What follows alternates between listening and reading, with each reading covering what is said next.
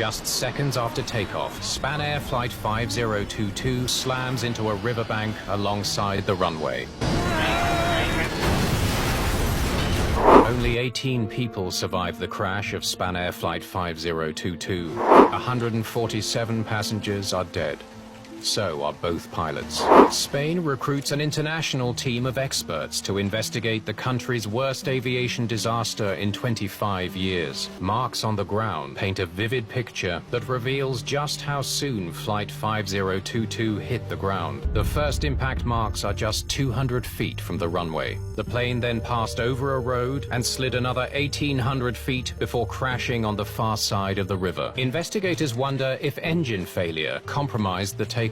Both engines are filled with debris ingested during the crash. The finding means the engines were running when the plane made impact. The engines were fine, but something stopped that plane from climbing. Controllers working the day of the crash present a potential lead. They had some kind of maintenance issue right before takeoff. Investigators hear about the trouble with the temperature sensor. The sensor, called a ram air temperature probe, measures the outside air temperature and feeds the information to the plane's computer during flight. The sensor was sending out faulty readings. Without it, the automation that adjusts engine power won't function properly. Maintenance workers were unable to repair the faulty sensor, so they temporarily cut the power to the sensor, thereby disabling it. So we're done? Yeah, pop the breakers, so you're good to go. Okay, thanks. Investigators wonder if the disabled temperature probe is somehow linked to the crash. But they quickly confirm that the probe is not an essential piece of equipment. The crew can keep track of the outside temperature themselves and then adjust engine power manually. Something else prevented the plane from climbing out. Investigators turn to the MD-82's control surfaces. They study the lever mechanism that pilots use to adjust the flaps. Well, what have we here? There's a deep scratch at the 0 mark, the retracted position. It's a startling finding, one that suggests the flaps on Flight 5022 were not extended on takeoff. It's disturbingly similar to the crash of Northwest Airlines Flight 255 21 years before. Did the pilots in Madrid, like those in Detroit, fail to set the flaps properly before takeoff?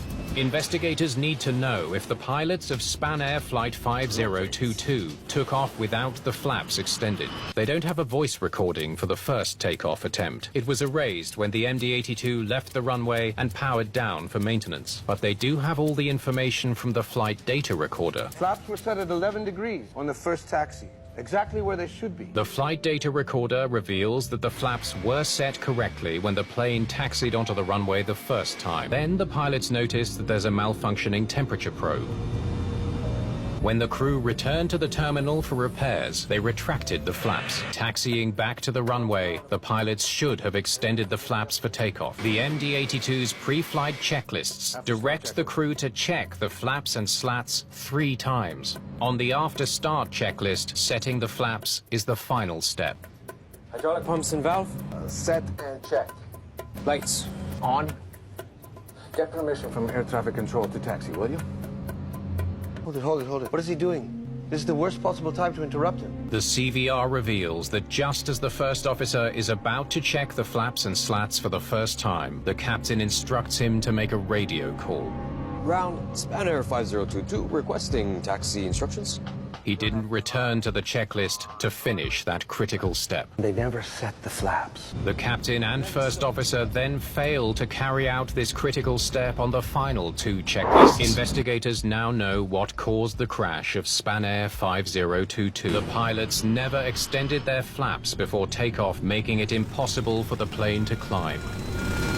And just as with Northwest Flight 255, investigators must answer a key question. Where's the warning? Once again, why didn't the alarm sound to warn the pilots that their flaps weren't set?